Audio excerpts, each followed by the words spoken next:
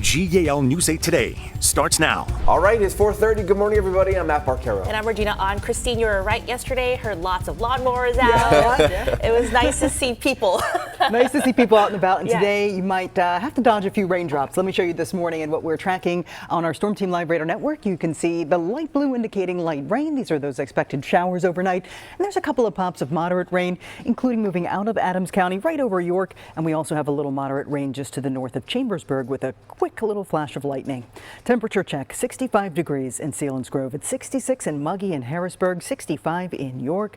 Look at our dew points. They are in the 60s, and that's giving us some juice to provide the showers and a few isolated thunderstorms this morning. So here's a look at the 12-hour forecast. We'll see some scattered showers off and on throughout the morning, and then maybe a thunderstorm early this afternoon. But for the most part, the afternoon should be drying out. And aside from a stray shower tonight, as a cold front comes through, we are on a dry stretch on Thursday, Friday, Saturday, and Sunday. We'll talk about it coming up. All right, thanks, Christine. The future of the former McGuinness Airport property in Columbia, Lancaster County still in limbo after the Borough Council rejected a bid for that property. The council moved the meeting last night to the firehouse because they knew there would be a big crowd coming out, but that even wasn't enough space to hold the more than 300 people who wanted to go to that meeting. The council ended up rejecting a $6 million bid from Sudia Holdings. There was concern among those in the community that the bid would be used to turn that space into an AI data center, though the council didn't say if that would have been the case. Not approving this sole qualified bid or delaying action will virtually guarantee near-term property tax increases that place an even higher burden on all residents and businesses in Columbia. Lancaster Stands Up, which is a community advocate group, says it got more than 1,000 signatures against the potential of an AI data center there. State lawmakers are holding a town hall tonight in Lancaster County about a push to end school property taxes. A group of Republicans who you see on your screen represent various parts of the Susquehanna Valley and will be at Elizabethtown High School tonight. They ask residents that they can ask questions about two bills, one in the State House and one in the State Senate, that would eliminate school property taxes in Pennsylvania.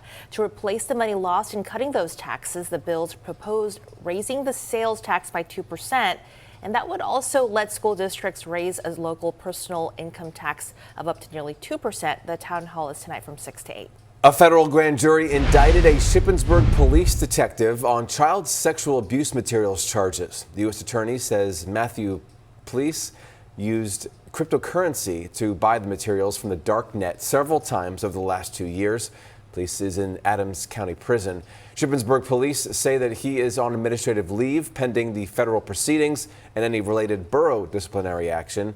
It also says that the police department is cooperating with the federal authorities. The Manheim Central School District in Lancaster County is investigating allegations of student misconduct. The district says it received a complaint about an incident that happened between students inside the locker room during gym class. The superintendent says the district took immediate action by contacting Manheim Borough Police and Childline, which is a reporting system for child abuse and neglect. The district sent an email to parents, but it's not clear when the reported incident happened.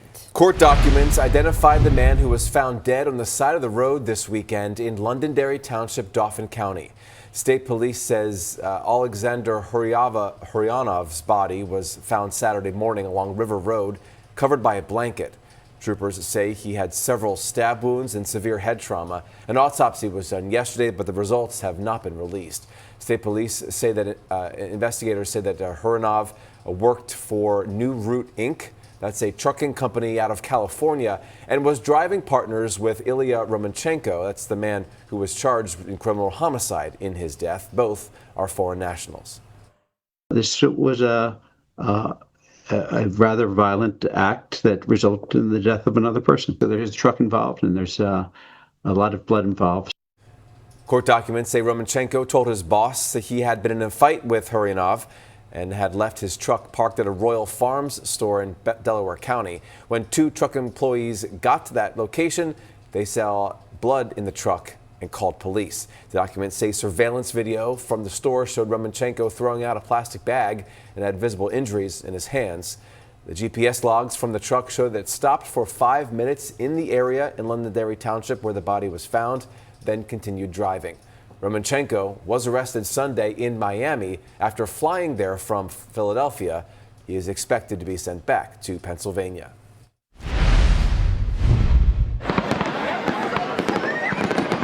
There it is. Never too early to think about 4th of July, and fireworks are returning to Harrisburg.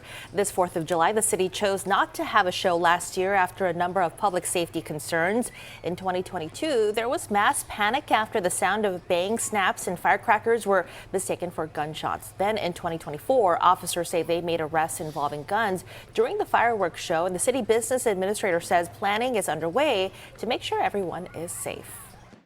We will continue to do so leading up to July 4th with our own police department as well as the state police, and we're determining, exact plans for the day of and making sure that we have the staff able to do it, and then making sure that everyone can come out and just have a good time and not have to worry about anything. And the council unanimously approved a $48,000 agreement with Bixler Pyrotechnics for the fireworks show. The cost is expected to be offset by sponsors for the event. Today is Eid al-Adha, the Muslim holiday celebrating sacrifice and service to humanity. The Hadi Mosque in Harrisburg having a celebration today, including a sermon and morning prayer. It starts at 10:30 this morning. And there is another Eid al-Adha celebration today at the Farm Show Complex in Harrisburg. Last year, more than 10,000 people attended. Doors open at 7 and services start at 8.